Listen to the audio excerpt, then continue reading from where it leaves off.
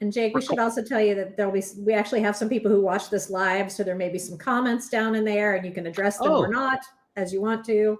Do not feel obligated. Jake's gone. Bye, Jake. Bye, Jake. Okay, intro. I'll be like Edward. Recorded live. February 22nd, 3:05 p.m. Mountain Standard Time.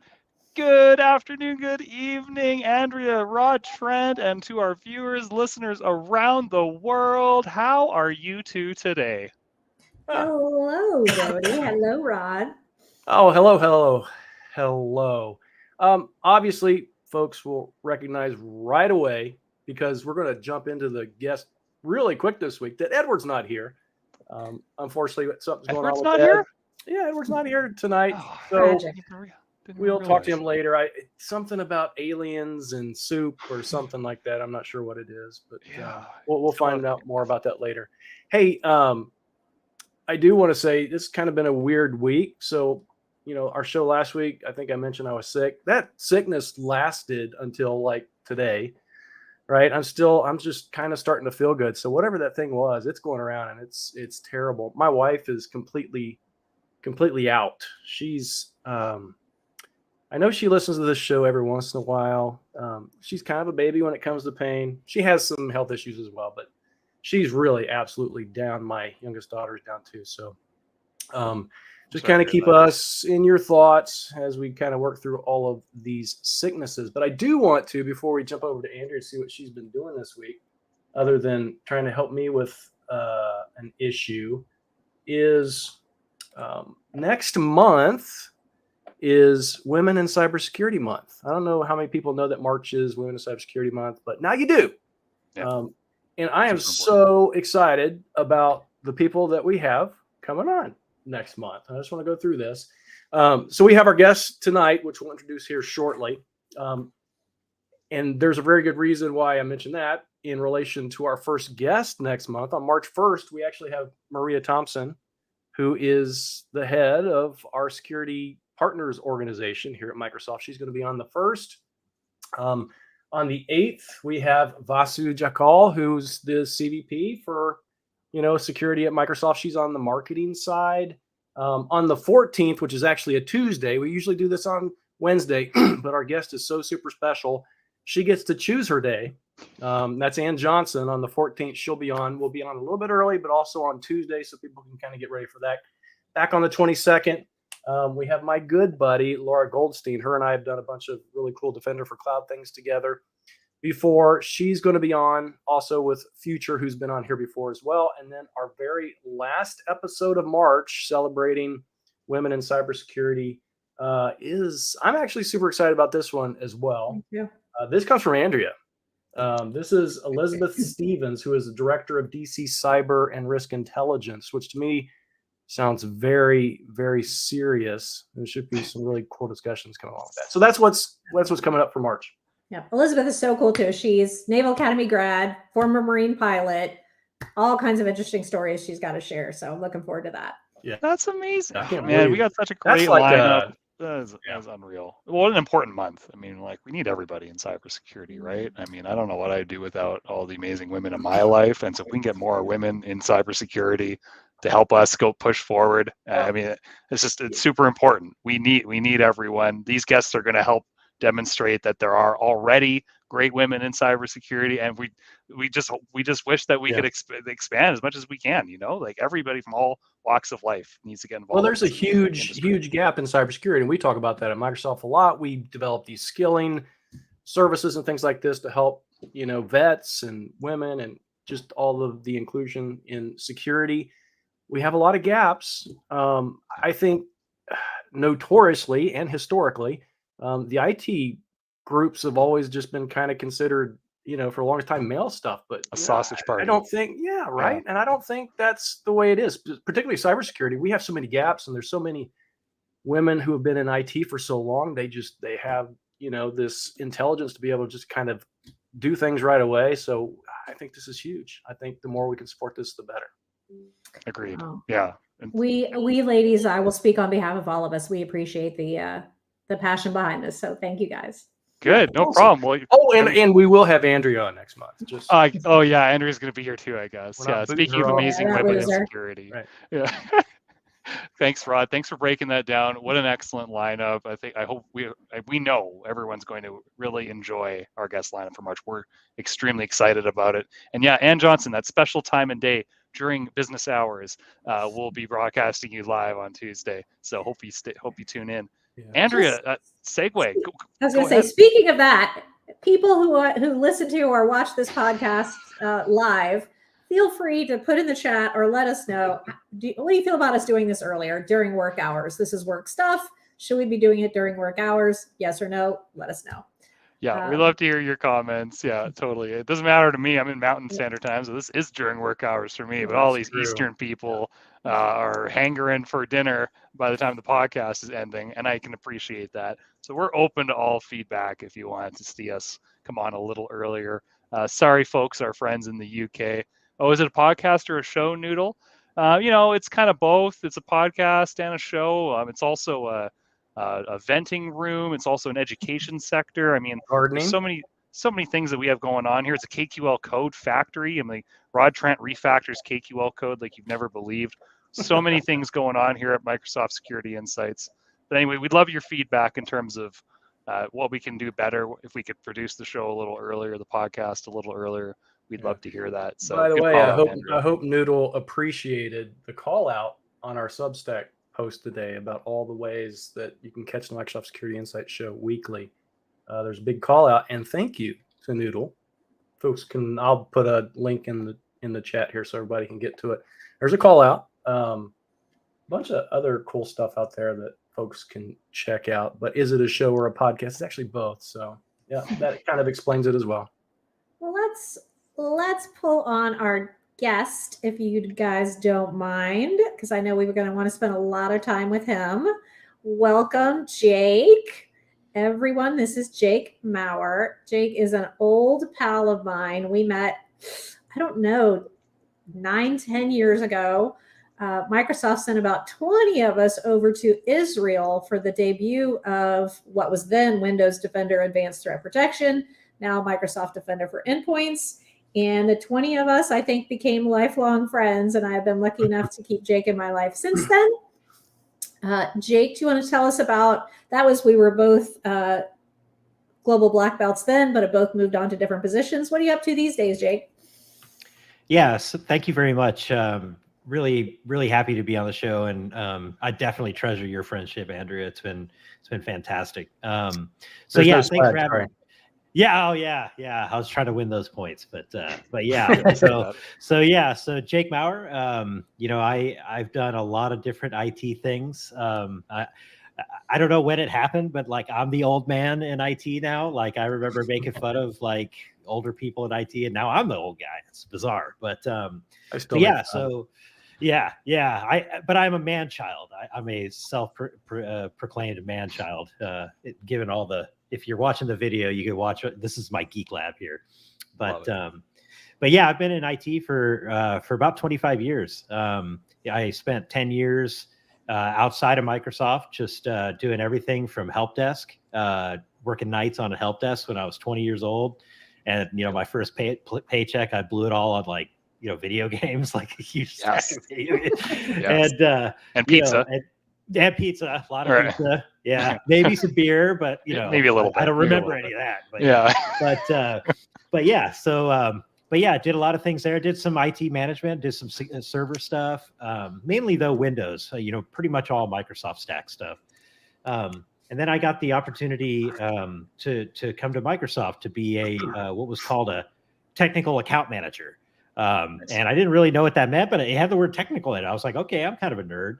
It turned out like I wasn't supposed to be technical, but I just did technical stuff anyway. And so that led me into Premier Field Engineering. I did some technical sales, security sales stuff for a while.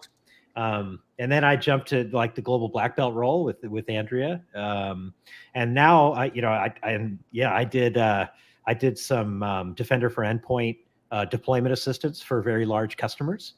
And then recently, I say about a year ago, I joined this new team inside of our Microsoft Cloud Solution Provider network. It's a new team called Partner Center Security.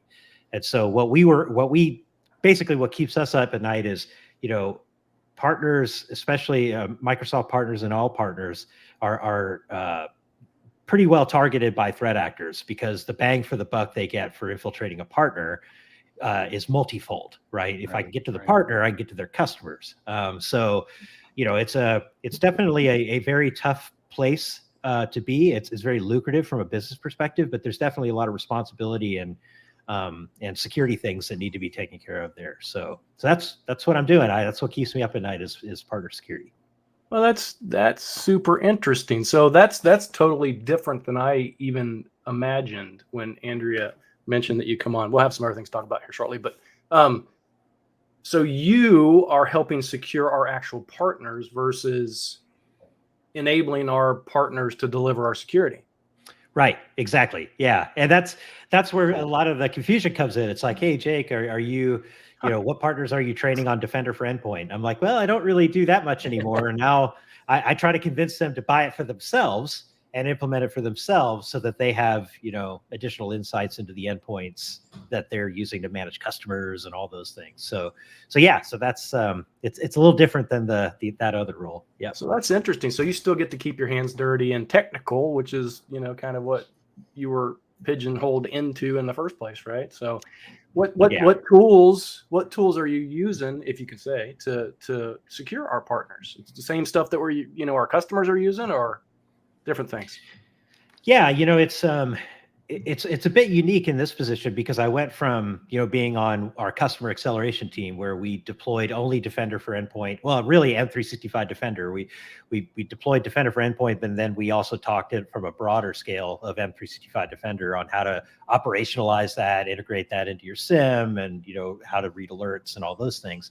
To this role where a partner could be using, Microsoft products, it could be using third-party products. So we tend to talk in, concepts, right?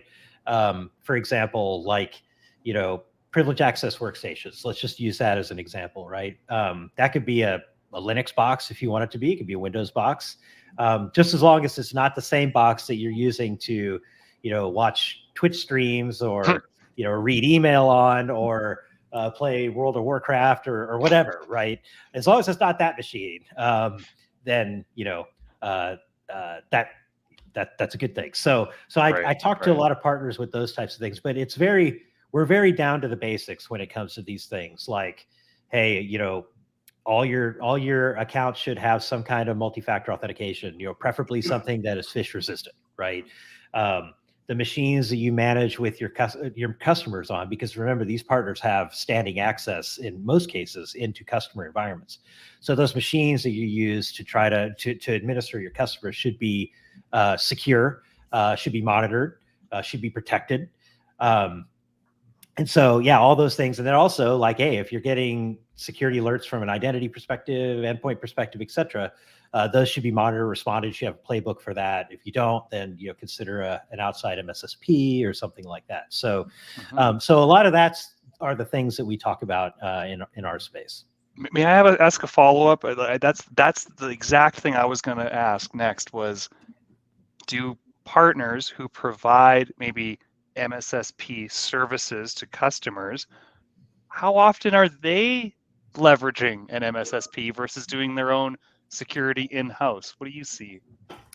Yeah, so I don't, to be honest, I don't work with a lot of MSSPs. I work with the partners that I primarily work with are partners that are helping small to mid-sized businesses. So, anywhere from 5 people to 500 people do their cloud, basically do their cloud type things, do the cloud thing, and so, I don't work with, I'm trying to think if I've come across an MSSP quite yet. I don't think I have. It's mainly, it's mainly partners that are reselling our cloud solutions at Microsoft. And then they're also managing those cloud solutions for these customers. But the big thing with that is, strategic targets, especially for adversaries like Novelium, for example, they can be considered a small business, right? And so, somebody that's in the political landscape, maybe a think tank or something like that, tends to be a target-rich environment for some of these threat actors. So not only is it important to secure those customers, it's also important to secure those partners who have access into those customers too. So, Jake, you started this role, you said a little bit about a year ago, and that's because we didn't have a role like this until a little over a year ago. Was there anything specific that sort of, or anything you can tell us that spurred on the need for this particular kind of role to be created? Yeah, if you look at,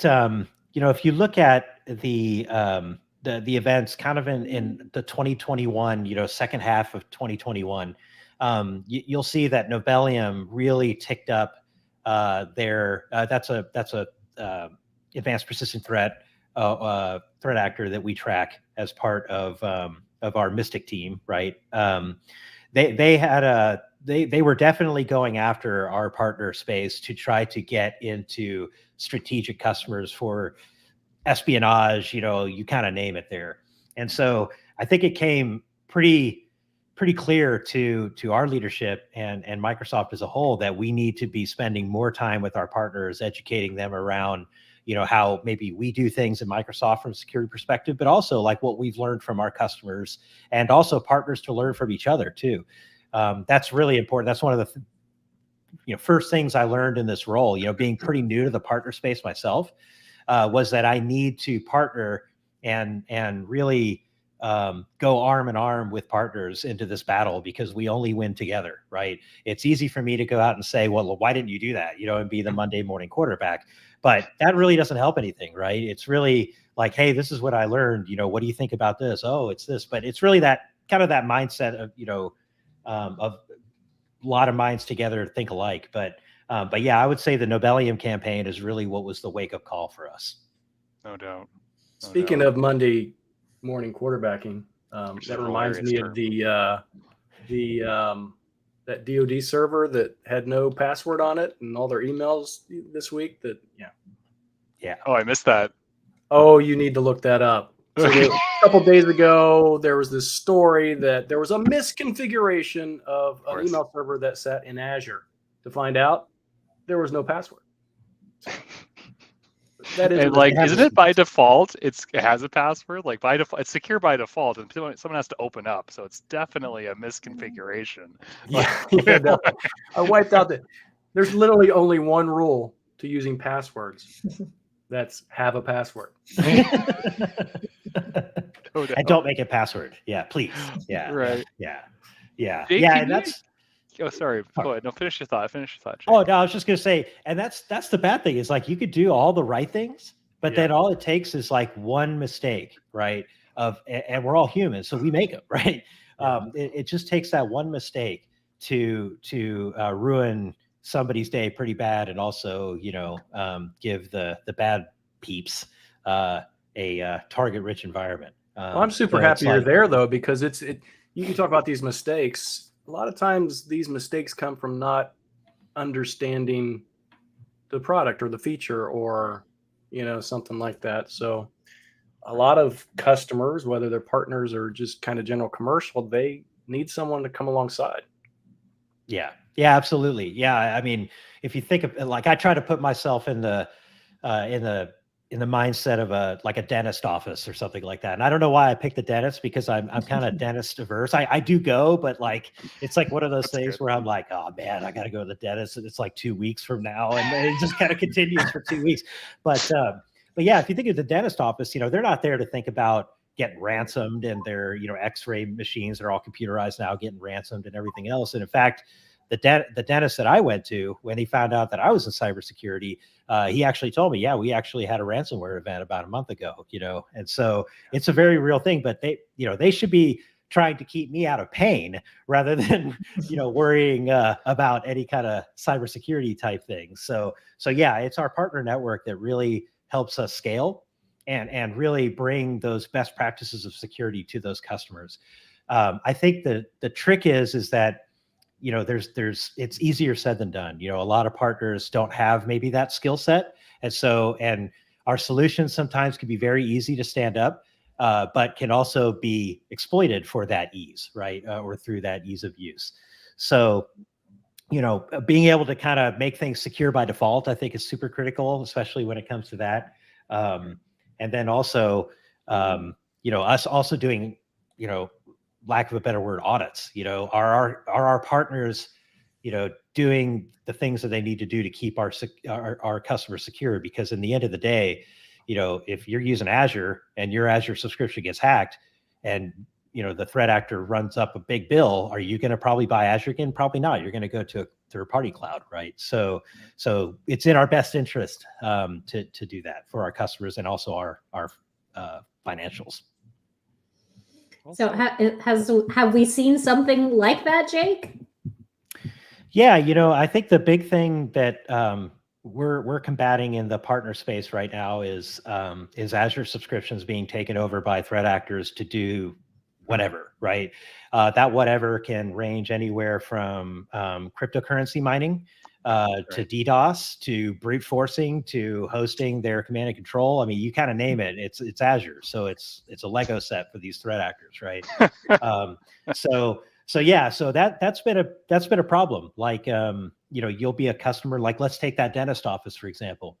The dentist, wants to get M365. They want to get a vanity domain and kind of go that route. And then maybe they just bought an X-ray app that runs in Azure. So they're required to have an Azure subscription. So all they do is X-ray in that Azure subscription. Well, all it takes is, one global admin in that Azure subscription, or one owner even. It doesn't even have to be a global admin. It could be an owner of that subscription to have a pretty weak password with no MFA. And that's a bad day. You can go from $100 a use in a month to $10,000 a day.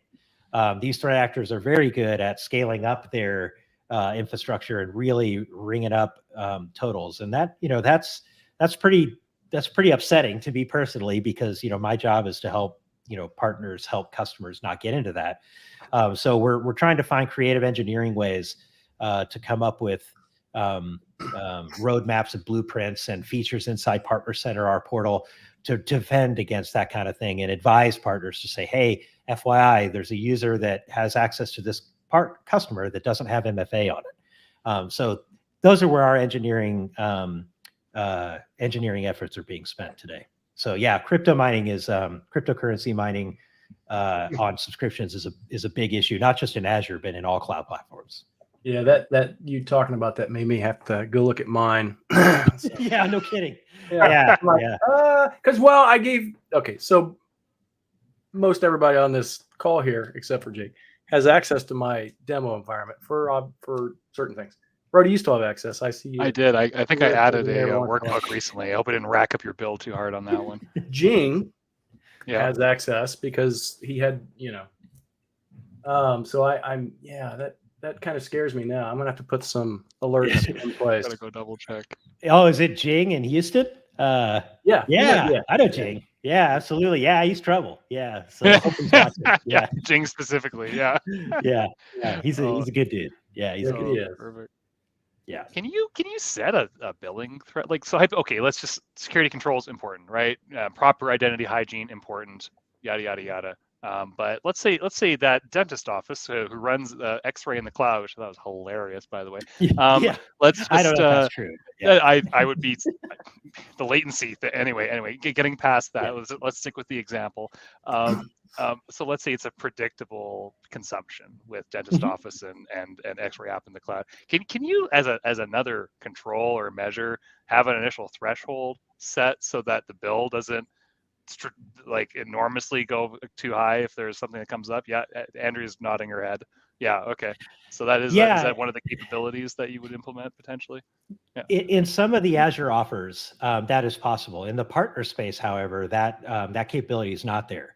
But there are other capabilities that do exist. So, for example, you can set up. There's a I don't remember the exact feature name, but there's a usage anomaly detection that you can configure in the subscription. And it basically takes a sample of your last 30 days, if I remember how it works correctly, and it may have changed. It's been about a month since I looked at it, Yeah. But it looks at the last 30 days of your Azure usage. And if it starts to skew past that, it'll send you through Azure Monitor, it'll send you an alert saying, hey, something's going on there.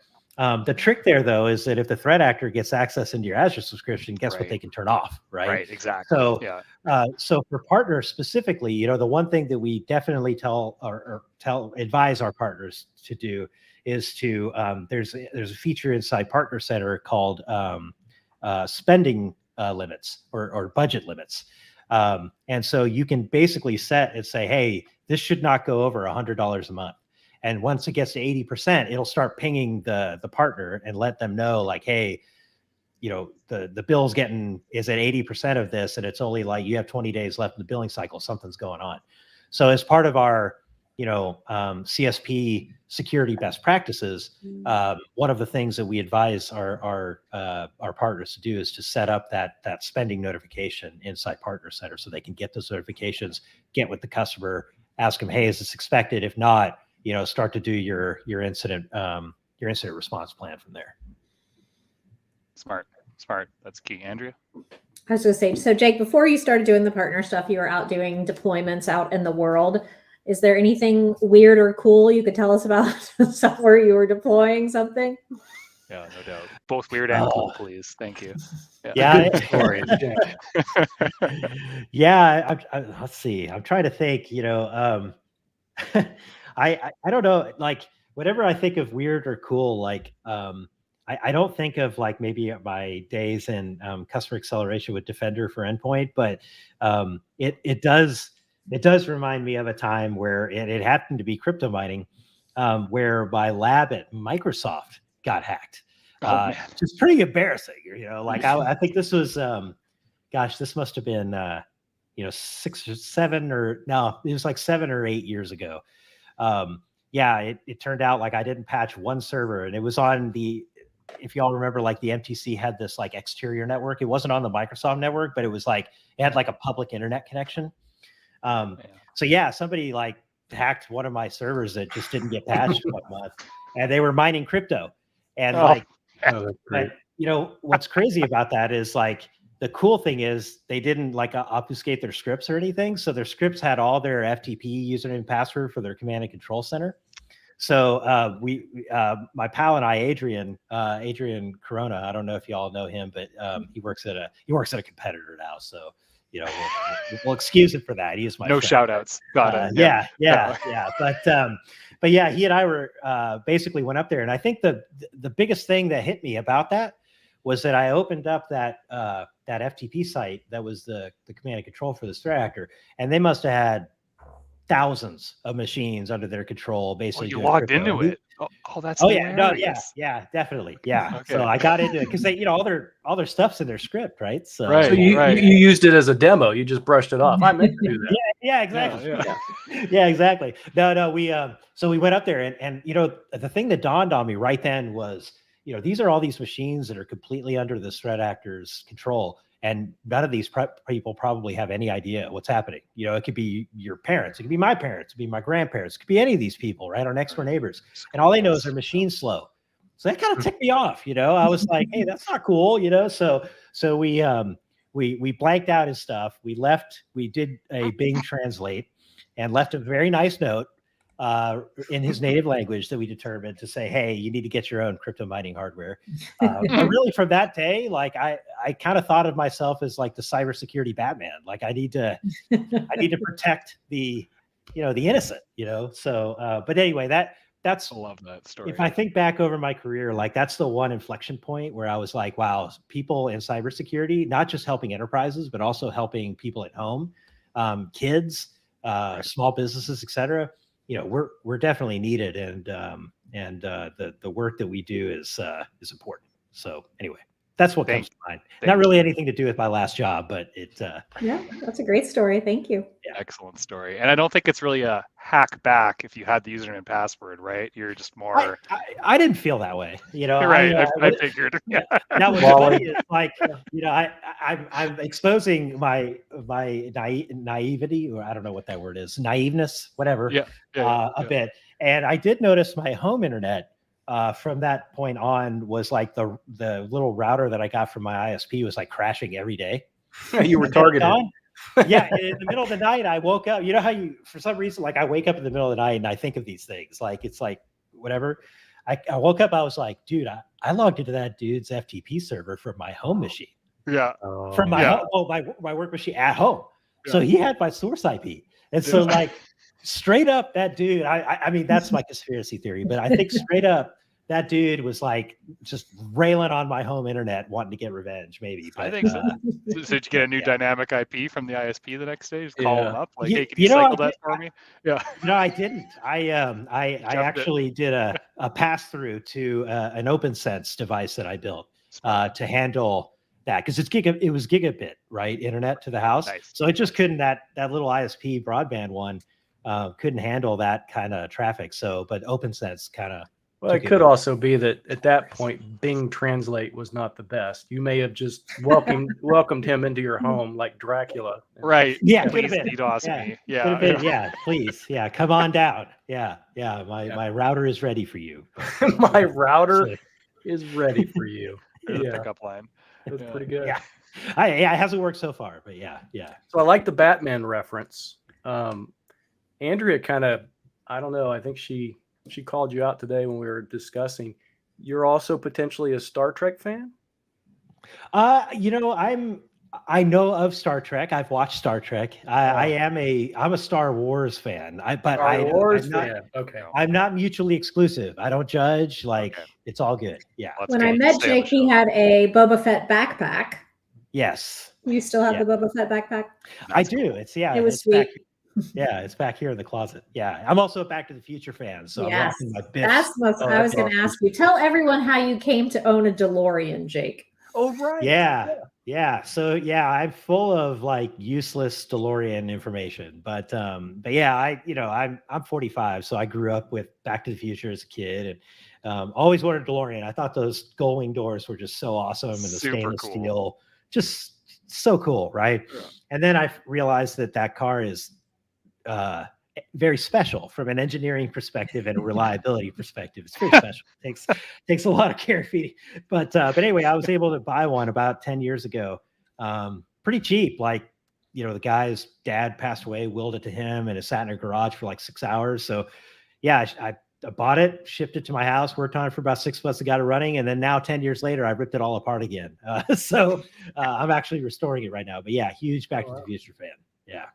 Does it have a compartment on the dash where you can grab random trash from the alleyway and feed it for fuel to travel through time? No Mr. Fusion. Yeah, I don't have Mr. Fusion. I've tried to keep it pretty original, but actually the engine and everything is not, it's so underpowered. Like, a lot of people don't know that about a DeLorean, but they call it the gentleman's sports car because it looks nice, but it drives like crap, and it's very slow.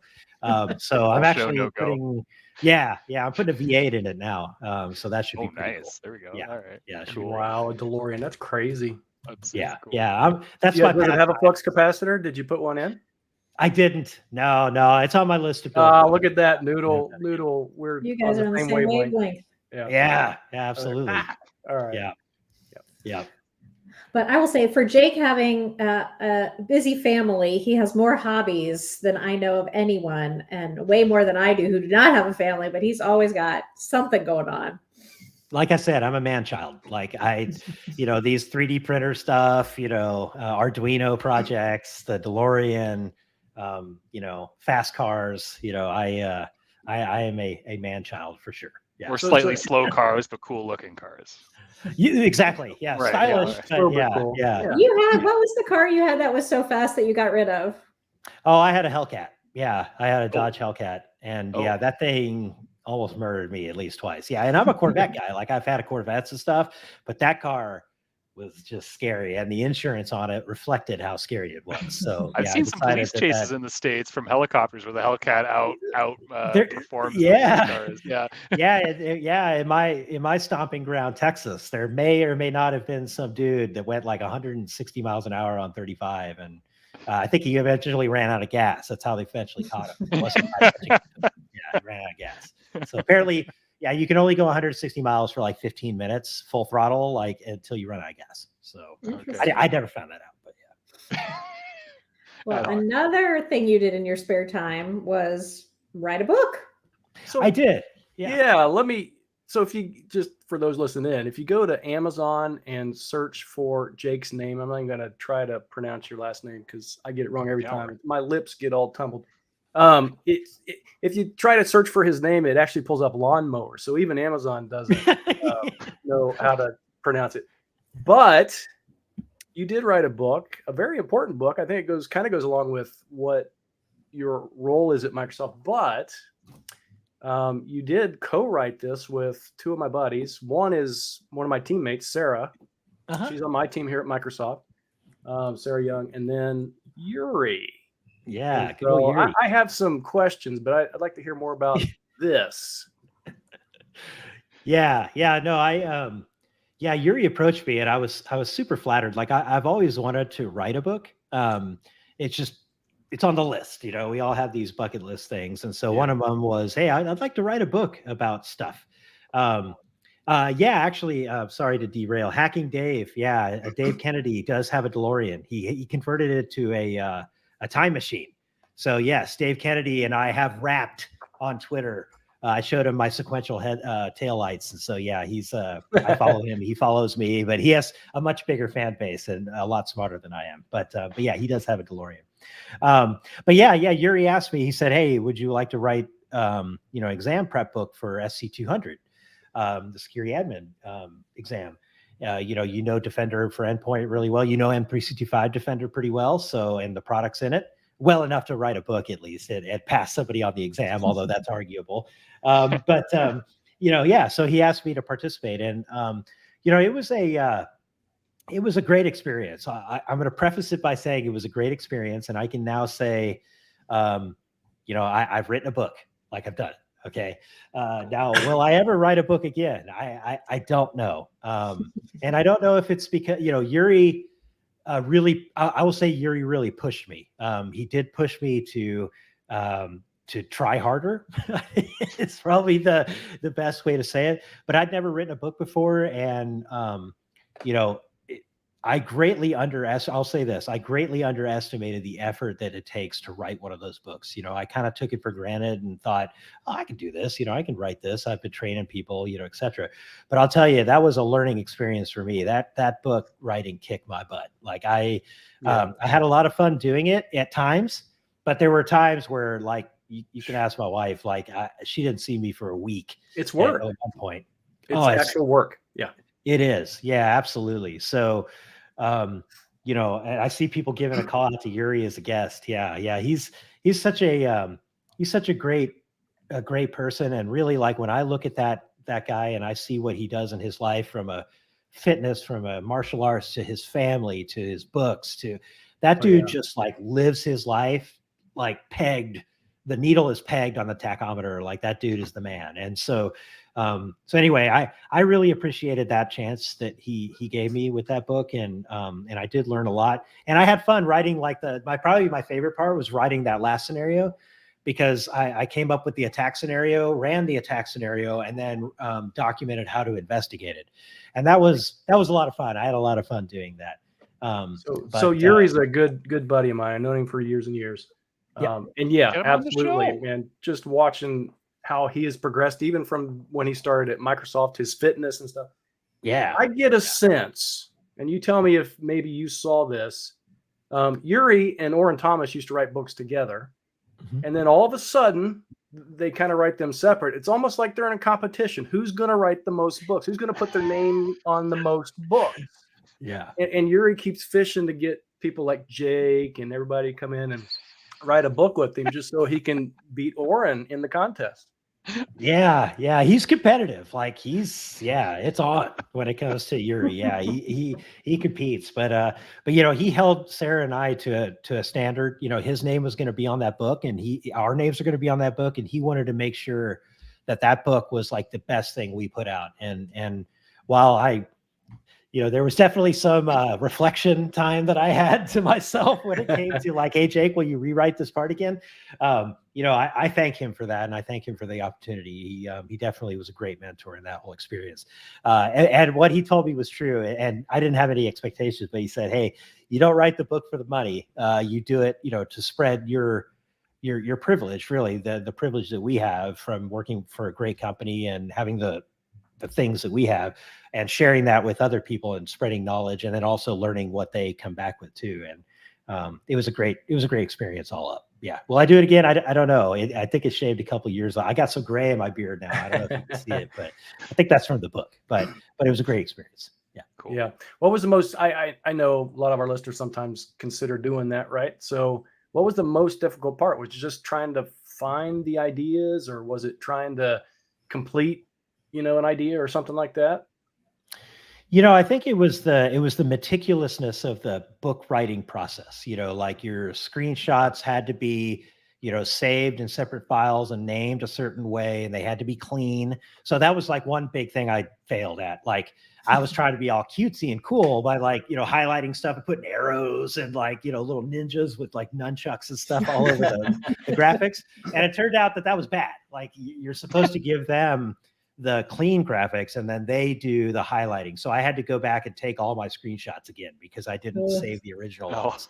So, and with our products, with security products, stuff's changing, right? So like the alert that you generated just to get that screenshot is now like it's older than 7 days. So your filter's different. I mean, it was a beating. Like it was, like I'm having flashbacks here, but yeah. So it, that was I think that was it. It was the meticulousness of actually the gymnastics and the things that you had to do to get the content in the way that the publisher wanted.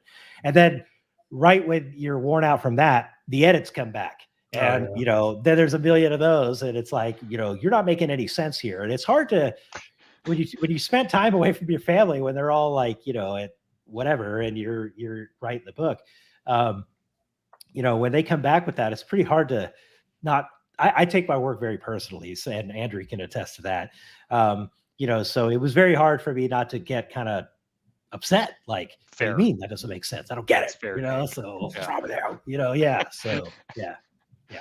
When you're writing on technology solutions, SC200, so you have to almost pick like a moment in time, and I'm sure you've got like a specific runway, because to your point, is there a rename coming? Is there a portal consolidation coming?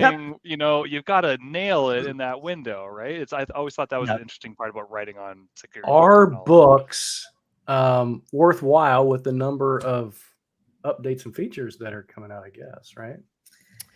Yeah, that's, I pondered the same. I pondered the same thing. I think the good thing about books is it can take you from A to Z.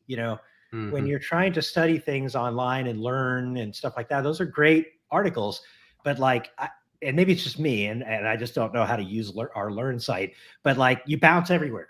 Like to learn something A to B, it's really hard to do that. And I see our content writers; it's not their fault. Like I do see them putting together more, use case type things and A to Z type things, and that's cool. But I think that's where books kind of still win a bit, is that they can take you from a subject from kind of A to Z. And then, absolutely, you need to go and make sure that all that stuff is still true, because by the time the book publishes, it's like 3 months later, 6 months later, and a lot of stuff changes. Well, and you can read that book anywhere, right? It's toilet periodical. You can go there for a little while. Yeah, absolutely. Well, and you can, I'm still I love a good physical book. You can highlight it, you can circle it, you can turn the page down so you can come back to that same thing later.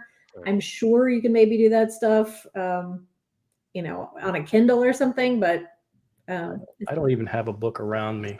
I thought I might, but I don't. I have my stack of books to be read out there is about 20 deep. So countering cyber sabotage. Whoa, I got it at B-sides. It's right after How to Play Your Best Golf. So I have then I do ebooks as well. So, but anyway, as we're talking about books, you're right, Andrea. It's a nice feeling. Although I will say, when I was studying for my CISSP and I saw how thick the actual paper copy book was, I'm like, I'm going to opt for ebook here so that I don't get wrist sprains trying to keep that thing open all the time. It's like an encyclopedia. But anyway, circling back, Jake, great job. That's really thanks. Impressive. Yeah. Yeah, thanks. And there's some questions in the chat. I see, like, hey, how do we get to talk to Jake about partner security? So I do like a lot. I think it's like there's a partner like question and answer thing that I drop in from time to time. My day job is to spec features and add features and trend the security posture of partners all up across. So I try to talk to as many partners as I can, but unfortunately, I just keep my work pile keeps getting higher. But if you drop in on the Q&A, I've done a few of those recently. So I'm on there. And then I do troll the MSP/MSP Reddit from time to time. No, troll's not right. What is it? Lurk.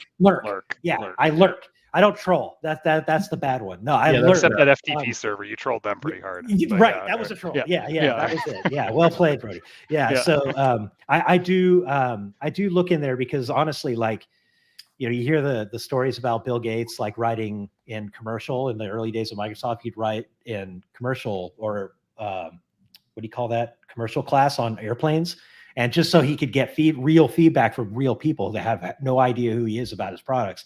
I kind of internalize that. And so I read Reddit and that MSP subreddit quite a bit just to kind of see, have my finger on the pulse on what partners are struggling with, what's their feedback about stuff we just came out with, stuff like that. So, try to catch me on there. I don't think I've got my, but yeah, /MSP is pretty interesting. Yeah. I've never been to that one. I will stick it in the show links plus.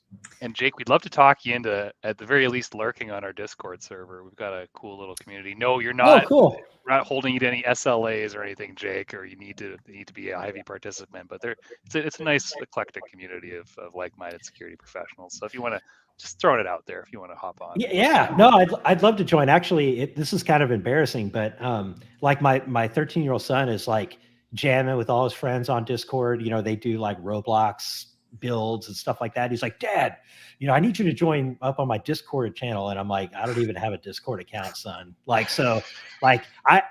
been looking for an excuse to get into Discord, and I can't develop Roblox stuff. So I'd be happy to join. Yeah, I look forward to it. We could put a MSP channel on there, right, Brody? Awesome. Yeah, dude. Yeah, absolutely. On it right now. Yeah. I bet Noodle will have it created before we're even done here, but he'll have the first question posted. All over it. I'm on a pop culture Discord for the podcast X-Ray Vision. If any of you nerds out there watch X-Ray Vision, which is Marvel and stuff, but they did like a little survey of ages and things like that. And I think I was by far the oldest person on that Discord channel. Was it your use of English that gave that away? No, I mean, they actually did a survey. They literally did a survey and then showed the follow-up later. And I was like, look, 16 to 25 seems to be the sweet spot for that. You don't have to answer those truthfully. I'll tell you right now. But Jake, Edward isn't here, but Edward always asks the question. Oh, that's nice of you. What is your favorite Defender product and why is it MCAS? Is his question. Why is it MCAS? Are we allowed to still call it MCAS? I think it's Defender. I still call it MCAS because no one can else decide what to call it. Is it NBA? Is it MDCA? Is it whatever? But share with us what's your favorite Defender product. It's tough because I think Defender for Identity, its predecessor, Advanced Threat Analytics, is really what I think catapulted me into cybersecurity. The first time that I did pass a hash and it detected it, I was like, wow, that's so awesome. And I think that's actually what drew me in. But honestly, the memories that I have of, meeting you and spending time in Israel and in a very special place with special people over there, I got to say Defender for Endpoint definitely is still my number one. It's number one in my heart. I spent a long time with that product, and I still run it for my home machine. So I think Defender for Endpoint wins. I'd say ATA is probably a close second. Yeah, I will agree with that. You went on mute, Brody. Thank you. Gums flapping, nothing coming out. That's everybody's dream when it comes to me. The follow-up Edward sometimes likes to ask is, what would you recommend a customer deploy first in the Defender stack, right? So you're advising, right? Let's say, hey, I'm new, I'm a dentist, I run X-Ray in the cloud. What should be the first thing I deploy to keep my organization safe? Yeah, that's a fantastic question. I think that get your Azure Active Directory in order. Azure Active Directory, do as much as you can with the base SKU. The P1 is definitely worth it. P2 is awesome if you do it, but yeah, get your identity. The payoff versus effort when it comes to identity theft, especially in cloud identity, you got to take care of that first. Just in my opinion, you gotta take care of your identity first. So yeah, I would say out of the Defender products, I would say that after Azure AD Premium, I would probably look at Defender for Identity, just to watch over those things. And I would say also, yeah, Defender for Cloud Apps is a close second because, right. Malicious OAuth apps, that's the other hotness, right? So yeah, those two, I would say in that order, I would say. Yeah. Huge trend. You know what we're not hearing a lot of lately is old Defender for Office. Used to be like such a focal point, and I mean, it's still important, but we ask this question regularly, Jake, and it never comes up lately anymore. Shout out to the Defender for Office 365 team. You're still awesome. But yeah, it was good to get your insight on that. I agree that identity is important. Well, Office is secure by default, right? Well, I mean, well, yeah, I feel like, one of the toughest jobs I think is the Defender for Office team, right? Is because if we think about it, like they have literally a sandbox that a threat actor can use all day long to bypass everything they put in, right? So like, is this going to work? Let's try it. Oh, it didn't work. Okay, let me try it this way. So I mean, like they are against and the amount I talked to a couple colleagues in Defender for Office, especially in like anti-spam, anti-phishing, and the amount of email that they deal with is unfathomable. Like the number of escalations of like report it, type things through the plugin and all those things. Yeah. I was astonished by the amount of volume they face. So hats off to them. I think they're one of the I would say under appreciated teams, because like nobody says, hey, great job blocking that fish. It's always that about the one that got through. So hats 100%. Off to them for sure. Yeah. Good point. Andrew, you want to close us out with anything? Your guest. No, I mean, Jake, thank you so much for coming on. You're always entertaining, and it's always good to see your face. I actually got to have lunch with Jake a couple weeks ago when I was in Dallas, so that was a treat for sure, since I never get to see anybody face-to-face anymore, including you guys. Noted. Yeah, I'm afraid, Jake, you have a stalker now. I think Noodle is going to be your new stalker here. So yeah, I was just looking. It looks like that MSP channel is up already. Let's see. All right. Is it? Cool, yeah. Well, I was getting in trouble for channel bloat, so I stopped making channels. But let's get Jake on Discord first, and then if we need another channel, we'll do it. Ease me into it. Like I'm an old man, so I like the controller, TV controller with the big buttons. Like I'm an old man now. So got it. But thanks for having me. Yeah, knowledge uplift. Well, there is the Defender for gardening. If there's anything worth joining Discord for, it's that, because Brody, as we know, is the Martha Stewart of security. I've been called worse. Thanks, Rod. That's good. That nailed it. Jake, thanks for coming on. It's wonderful getting to know you. I'm going to add you on LinkedIn ASAP if we're not already friends. And let's get you on Discord.